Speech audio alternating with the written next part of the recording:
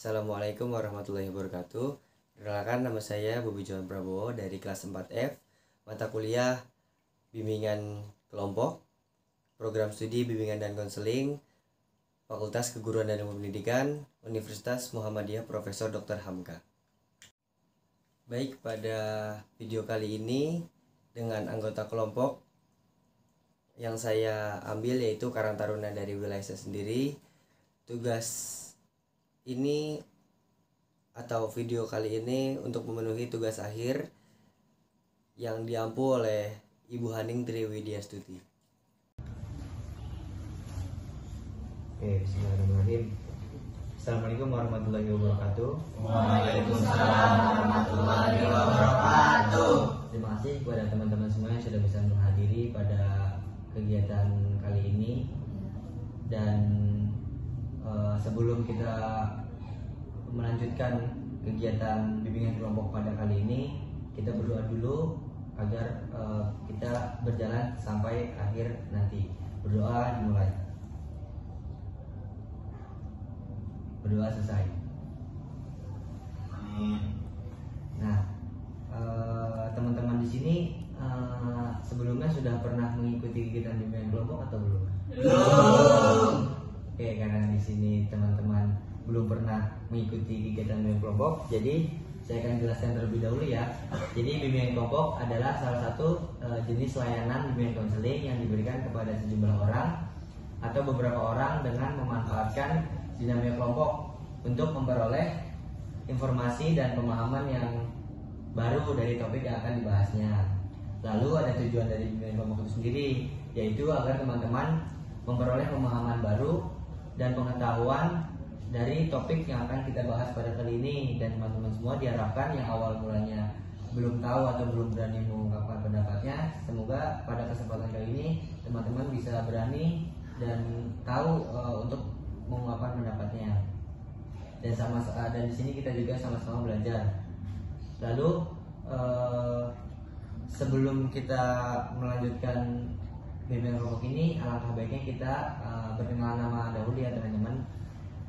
Caranya itu kalian cukup memperkenalkan nama lengkap kalian dan nama panggilan kalian, dimulai dari sebelah kiri saya, dipersilakan, dan dimulai dari saya sebelumnya. Perkenalkan, nama saya Bobi John Prabowo, biasa dipanggil Bobi. Silakan. Nama saya Anissa Diotaviani, dipanggilnya Eja. Nama saya Anissa Mustika, dipanggilnya Karun. Nama saya Muhammad Reza Bowo, dipanggil Reza. Nama saya Rosia Amalia Darsono, dipanggil Oci. Nama saya Rafa Gareda Putra, dipanggil Rafa. Nama saya Ahmad Zahari, biasa dipanggil Ari. Nama saya Vita Putri Pratama, saya dipanggil Vita. Nama saya Ika Rasa Putra, bisa dipanggil Haika. Oke, karena terima kasih nih teman-teman sudah berkenalan nama. Saya cross-check ya teman-teman. Yang di sini ada Ica, ada Tata, ada Reza, ada Oci, ada Rafa, ada Ari, ada Vita, ada Haika. Nah, baik teman-teman, pada kegiatan bimbingan kelompok kali ini kita akan membahas topik-topik yang umum dan sering diperbincangkan, yaitu ada kenakalan remaja, ada pelecehan seksual, dan dampak negatif dari sosial media. Apakah teman-teman tahu nih dan sedikit ada saran apa sih topik yang kita akan bahas pada kesempatan kali ini? Karena saya belum menyiapkan topik yang akan kita bahas pada kali ini. Mungkin teman-teman ada yang ingin memberi saran untuk topik kali ini yang dibahas itu apa? Saya Oke, boleh silakan aja. topiknya saran dari saya itu bahaya merokok. Oke, jadi menurut Eja itu saran yang tepat untuk pada kali ini itu bahaya merokok ya. Mungkin silakan Bang Ari. Kalau saran dari saya itu bahaya merokok. Bahaya merokok. Jadi menurut Bang Ari sama dengan Eja, yaitu topiknya bahaya merokok. Mungkin silakan Mas Haika. Saran dari saya pelecehan bahaya pelecehan seksual. Oh, jadi menurut Mas Haika berbeda dengan dua temannya, yaitu pelecehan seksual ya menurut Mas Haika. Oke, jadi gimana teman-teman? Apakah kita sepakati untuk topik kali ini bahaya merokok? Sepakat, setuju. Oke, mungkin teman-teman sepakat pada kesempatan kali ini untuk membahas bahaya rokok ya. Mungkin pertama-tama saya akan tanya nih, atau saya pengen tahu nih, apakah teman-teman tahu apa itu rokok dan jenis-jenis rokok itu apa aja? Mungkin ada yang ingin mengungkapkan pendapatnya dari apa itu rokok maupun jenis-jenis rokok. Oke, silakan Mbak Uci. Rokok adalah lintingan atau gulungan tembakau yang digulung atau yang dibungkus dengan menggunakan kertas atau daun. Oke, jadi menurut Mbak Uci itu rokok itu gulungan atau lintingan dari tembakau dan dibakar gitu ya. Menurut Mbak Uci seperti itu. Oke, mungkin teman-teman lain ada yang ingin mengumumkan pendapatnya perihal apa itu rokok maupun jenis-jenis rokok. Ya, Oke, silakan. saya mengungkapkan pendapat pengertian rokok. Menurut saya pengertian rokok itu adalah zat-zat atau bahan-bahan yang berbahaya untuk kesehatan tubuh manusia. Oke, jadi menurut Reza itu rokok itu zat-zat yang berbahaya bagi tubuh manusia. Ya. Oke, mungkin teman-teman lain ada yang ingin berpendapat lagi perihal apa itu rokok maupun jenis-jenis rokok. Oke, Untuk silakan. jenis-jenis rokok itu ada rokok elektrik, ada rokok tembakau, ada rokok sisa, terus ada rokok cerutu dan lain-lain. Oke, jadi menurut Bang Ari itu rokok itu jenis rokok ada rokok sisa, rokok cerutu, rokok kretek, dan yang lain sebagainya yang masih banyak lagi. Mungkin ada lagi teman-teman perihal jenis-jenis rokok itu apa aja? Mungkin cukup ya. Jadi di sini saya akan menjelaskan pengertian dari rokok itu sendiri. Rokok itu lintingan atau gulungan, benar yang dikatakan oleh Mbak Uci dan teman-teman semua. Lintingan atau gulungan tembakau yang digulung atau dibungkus dari kertas atau dengan kertas, daun maupun kulit jagung sebesar kelingking dengan ukuran 8 sampai dengan 10 cm. Biasanya dihisap seseorang setelah dibakar ujungnya. Rokok merupakan pabrik bahan kimia, benar yang dikatakan oleh teman-teman tadi. Dan mungkin selanjutnya di sini saya akan menjelaskan jenis rokok, benar yang dikatakan oleh Mas Ari. Dari ada yang pertama ada rokok elektrik, rokok sisa, rokok kretek, rokok filter, dan tembakau iris. Nah, mungkin pada pertanyaan atau soal yang kedua, teman-teman tahu nggak ya siapa saja yang dikatakan merokok? Oke, silakan Mbak Pita. Rokok aktif itu rokok aktif yang dihirup oleh orang sendiri, baik itu di dalam ruangan ataupun di luar ruangan. Oke, jadi menurut Mbak Pita itu perokok aktif ya. Perokok aktif itu seseorang yang menghisap rokok di luar ruangan maupun di dalam ruangan. Mungkin ada lagi teman-teman yang ingin. Oke, silakan Mbak. Silakan. Rokok pasif adalah orang yang menghirup asap dari orang lain. Oke, jadi menurut Mbak Tata, perokok itu ada perokok pasif ya. Siapa yang dikatakan merokok ada perokok pasif. Perokok pasif itu orang yang tidak merokok atau terkena asap dari orang yang merokok. Oke, mungkin teman-teman ada yang ingin berpendapat atau cukup?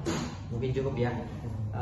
Jadi di sini saya akan menjelaskan sedikit perihal siapa saja yang dikatakan merokok. Perokok itu benar yang dikatakan Mbak Vita dan Mbak Tata, ada perokok aktif dan perokok pasif. Perokok aktif itu adalah seseorang yang dengan sengaja menghisap lintingan atau gulungan tembakau yang dibungkus biasa dengan kertas, daun ataupun kulit jagung.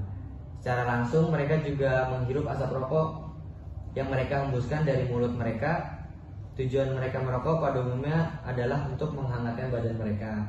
Lalu di sini ada ciri-ciri perokok aktif. Perokok aktif itu ada giginya kuning, kukunya kotor, maupun mulut dan napas bau rokok. Dan satu lagi ada perokok pasif, yaitu perokok seseorang yang menghirup asap rokok dari orang lain, jadi dia terkena imbasnya atau terkena asapnya dari orang lain. Dan gejala awal perokok pasif ini ada mata pedih, hidungnya beringus, dan pusing dari kepalanya itu sendiri. Nah, selanjutnya menurut teman-teman, mengapa seseorang bisa merokok? Jadi kenapa orang itu merokok gitu? Jadi kurang lebih seperti itu. Mungkin ada yang ingin berpendapat? Oke, silakan Bang Ari. Karena terbawa pergaulan dan tidak ada perhatian dari orang tuanya itu sendiri. Oke, jadi menurut Bang Ari itu kenapa orang bisa merokok itu karena pergaulan lingkungan sekitar dan kurang perhatian dari orang tuanya itu sendiri ya. Oke, mungkin teman-teman ada yang ingin berpendapat lagi? Oke, silakan Mbak Vita.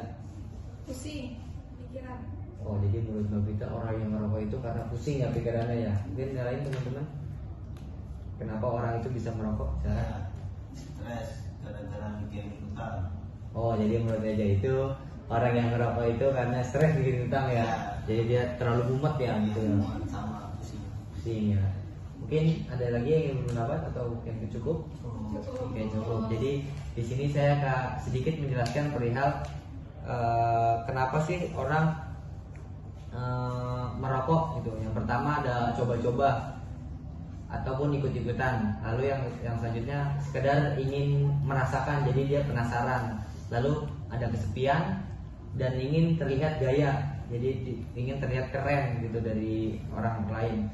Lalu selanjutnya ada meniru orang tua, benar yang dikatakan oleh Bang Ari, kurang perhatian maupun ada meniru orang tua. Lalu ada ingin terlihat cool, keren dan jantan, seperti itu. Jadi kenapa orang bisa merokok. Selanjutnya mungkin teman-teman ada yang tahu nggak sih tempat yang dilarang dan diperbolehkan untuk merokok itu sendiri? Oke, silakan. Di rumah sakit dan di sekolah.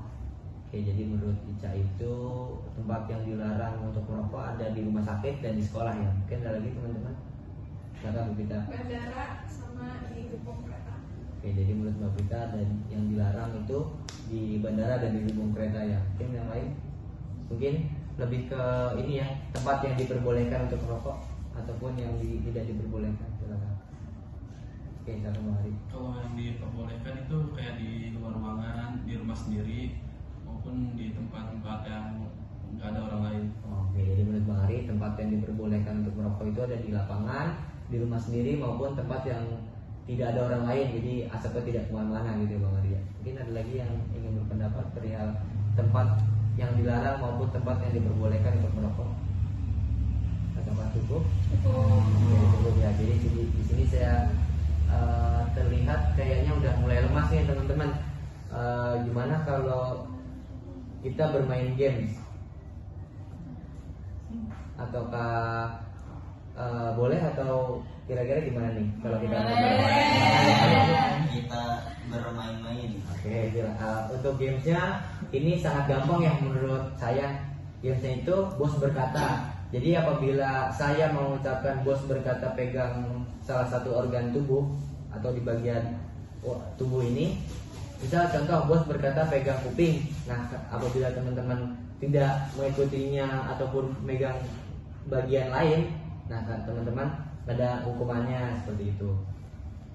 Mungkin dimulai saja ya, mungkin teman-teman sudah pada mengerti. Dimulai dari saya dan mungkin teman-teman bisa mengikutinya. Boleh silakan teman-teman lihat saya. Bos berkata pegang pipi. Hehehe, masih aman. Bos berkata pegang dagu.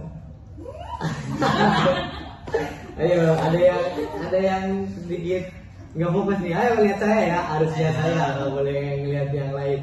Bos berkata pegang hidung. Pegang hidung. Reja, dia masih pegang kuping dia karena disuruh pegang hidung. Mungkin ada yang lain, satu kali lagi ya, sekali lagi nih. Bos berkata pegang mata. Masih aman semua. Oke.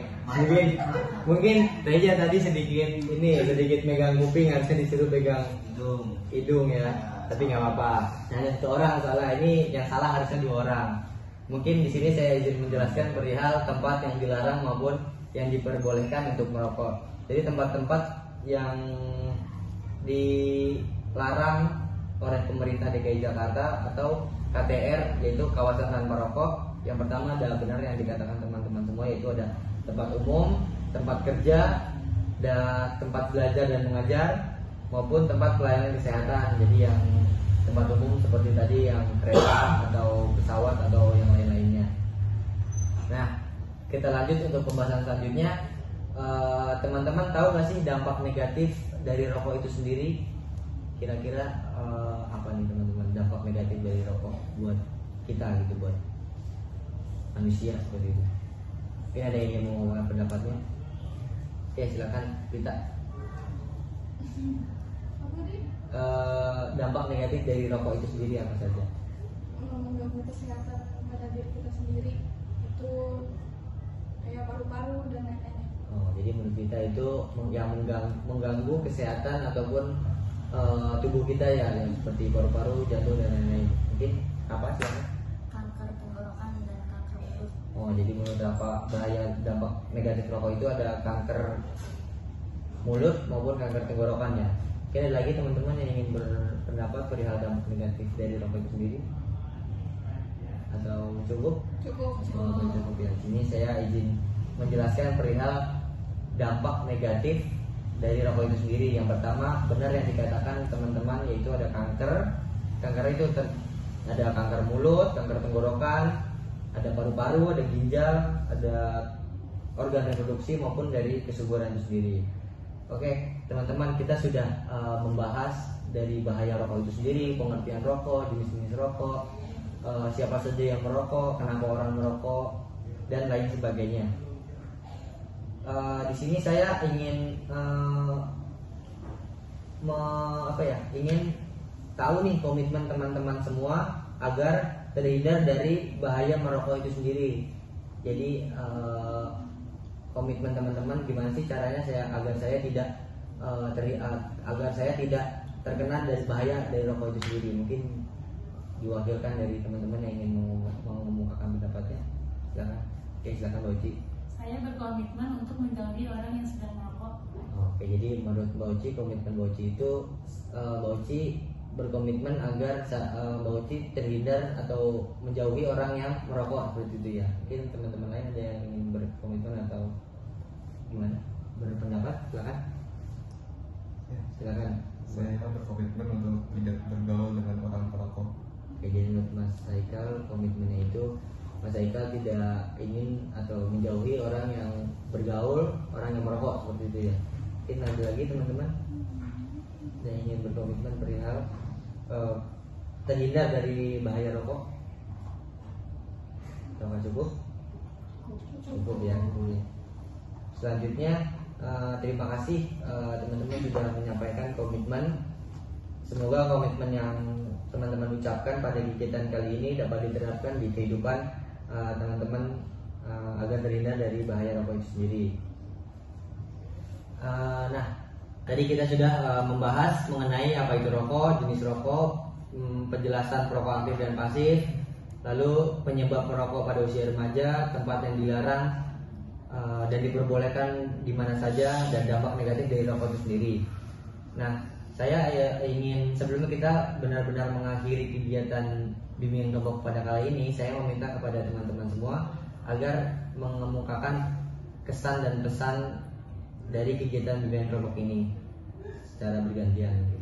Silakan yang ingin memberikan pesan dan kesan pada bimbingan kelompok kali ini. Oke, silakan kepada Mas Haikal. Pesan saya yaitu memperbudayakan hidup sehat bagi diri sendiri dan orang lain tanpa adanya merokok. Dan kesan saya dari bimbingan ini sangat bermanfaat bagi kita semua. Baik, terima kasih kepada Mas Haikal atas pesan dan kesannya. Mungkin ada lagi teman-teman yang ingin menyampaikan. Saya, Oke, silakan saja.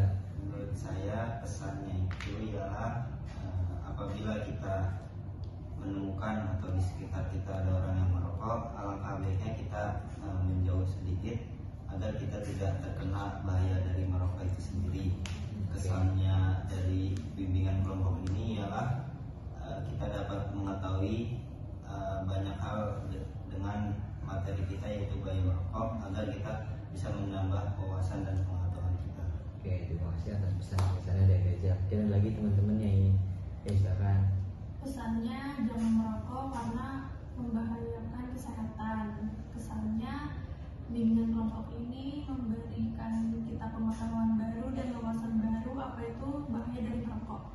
Oke, terima kasih atas pesan dan kesannya. Oke, baik, terima kasih kepada teman-teman atas kesan dan pesan dari teman-teman semua. Semoga kegiatan bimbingan kelompok pada kali ini berkesan bagi teman-teman semua, dan informasi maupun pengetahuan dapat bermanfaat bagi kita semua. Sebelumnya saya ingin bertanya kepada teman-teman semua, apakah teman-teman semua ingin ada kegiatan bimbingan kelompok lanjutan setelah ini? Oke, baik. Untuk informasi mengenai kegiatan bimbingan kelompok lanjutan akan segera saya beritahu. Sebelumnya di sini saya akan memberikan satu lembar evaluasi kegiatan bimbingan kelompok ini. Dan terima kasih kepada teman-teman semua atas kesediaan, kesukarelaan maupun waktunya untuk saya dan bimbingan kelompok ini. Semoga bimbingan kelompok ini dapat berguna maupun mendapat wawasan baru bagi teman-teman semua. Sebelum saya akhiri dengan salam, lebih baiknya kita membaca doa terlebih dahulu. Semoga pengetahuan baru yang kita dapat berguna bagi kita semuanya. Berdoa menurut agama dan kepercayaan masing-masing. Berdoa semula.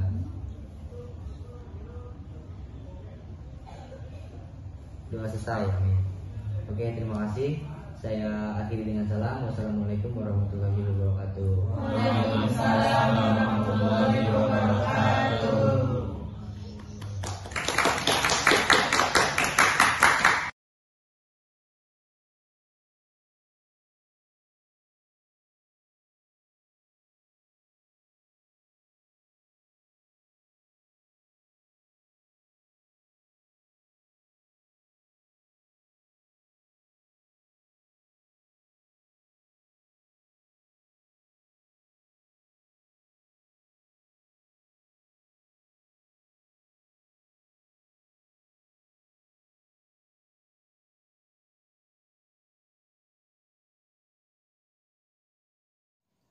Baik, itu saja yang bisa saya tampilkan pada kesempatan video kali ini.